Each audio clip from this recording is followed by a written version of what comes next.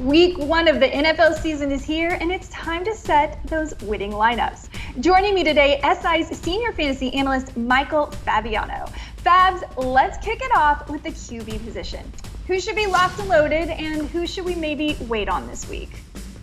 I'm going to start Aaron Rodgers this week, and I know there's question marks about him because of a young receiving core and no Devontae Adams, but he's always had success in Minnesota. In fact, in his last 2 games against the Vikings in Minnesota, 749 combined yards and 4 touchdowns, and you know Rodgers is going to want to prove that he's still pretty good even without Devontae Adams.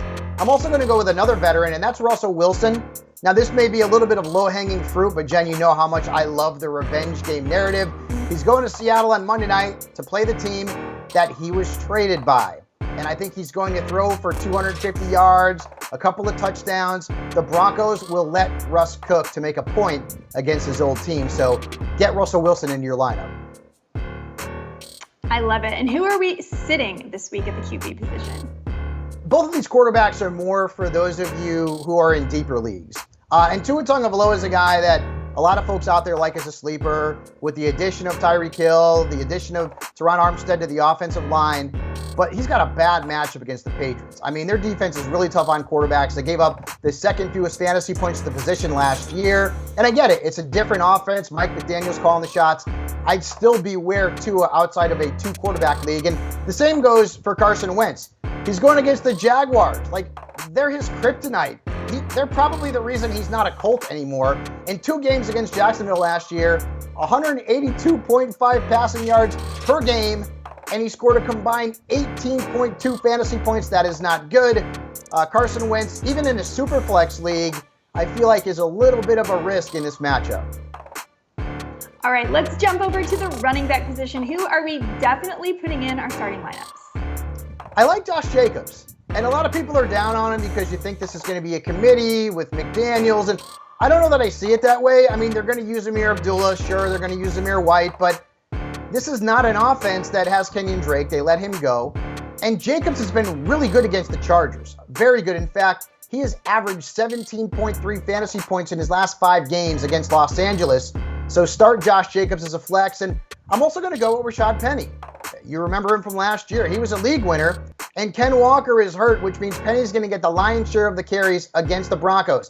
Now, could game script be an issue here? Yes. But volume is king in fantasy football, and the Seahawks want to run the football, which means that Rashad Penny is worth a look as an RB2 flex. Yeah, the Los Angeles Chargers, not very good versus the run, so I like that Josh Jacobs call. Let's go to the running back sit list for this week.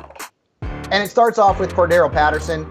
There have been reports that Damian Williams could end up getting a lot of touches in this backfield, and that's bad news for Patterson, who was a big-time waiver wire ad last year. He was a top 10 running back, but this year, I don't know that I see it. I'm worried about the workload with Williams. Tyler Algier is also in the mix as well.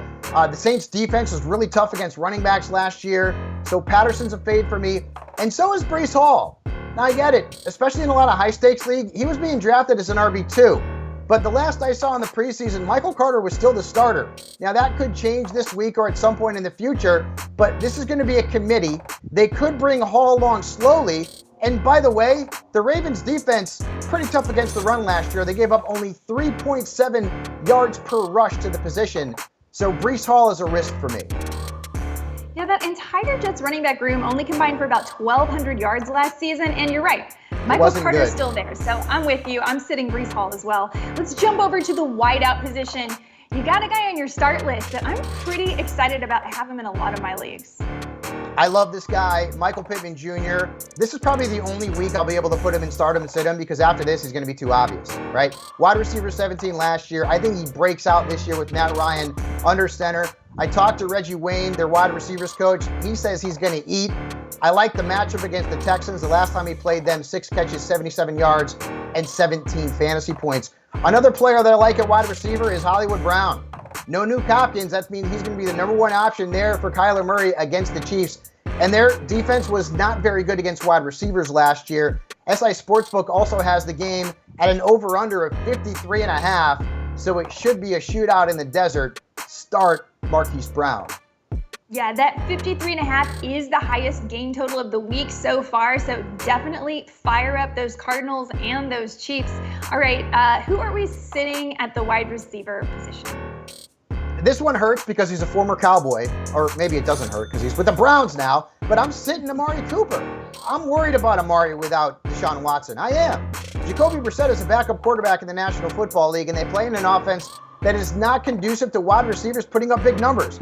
Just ask Odell Beckham Jr., folks. And the matchup is not great either against the Panthers. They've been tough against wide receivers, at least they were last year. So Amari Cooper is a fade for me, and so is Tyler Lockett. Last year, when Geno Smith started games, he was throwing the ball to DK. Not as much Tyler Lockett. And this is going to be a headache all year, folks. Tyler Lockett is going to be really inconsistent because of the quarterback situation. Geno Smith's the guy. He's a career backup. He proved in New York that he was not capable of being an effective starter in the National Football League. He's also got to play the Broncos this week. That's going to be a tough matchup. I love the Broncos defense in fantasy. I don't love Tyler Lockett. Two big names on that sit list. It's hard to do, but I think you're right about sitting both of them. All right, next up, the tight end position. You got two guys you're starting that used to be on the same team, but now that they've separated, they can both give you a points bonanza. And this is a bit of low-hanging fruit.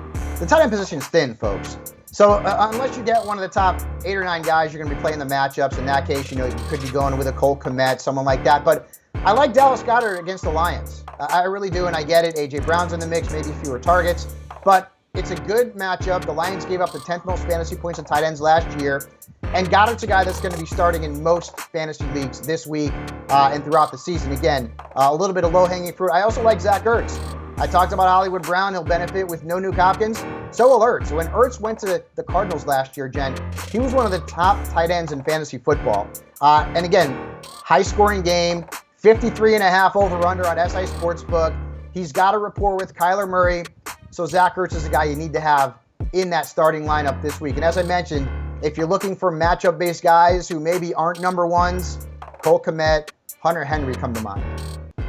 Zach Ertz averaged 7.5 targets per game across his last 4 games, and he ended up with the 3rd most targets in the league amongst tight ends, despite the fact that he was sharing with Dallas Goedert for much of the season. So Zach Ertz he's so fired up for me. He is in those lineups, but who is not going to be in my lineups this week? Let's start off with Mike Gesicki. Did you watch the preseason? He was blocking a lot, and I don't get points for blocks from a tight end or anybody else for that matter. I don't know that he's going to be nearly as effective in McDaniel's offense as he was last year in Miami, where he was a top 12 fantasy tight end. Now, when you're talking about blocking more, when you're talking about bringing in Tyreek Hill, when you're talking about bringing in Cedric Wilson and a pass-catching running back in Chase Edmonds, I don't know where Gesicki fits into this offense, and of course he's playing the Patriots, who gave up the fewest fantasy points to tight ends last year, so I'd fade him. And I'm also fading Noah Fant. Now, I get it, revenge game narrative, sure. He's playing against a team that traded him, okay. But he's also going to be splitting snaps at tight end with Will Dissly. And while that's going on, well, I don't want to start Noah Fant. I am not in the business of starting tight ends who are in committees, right?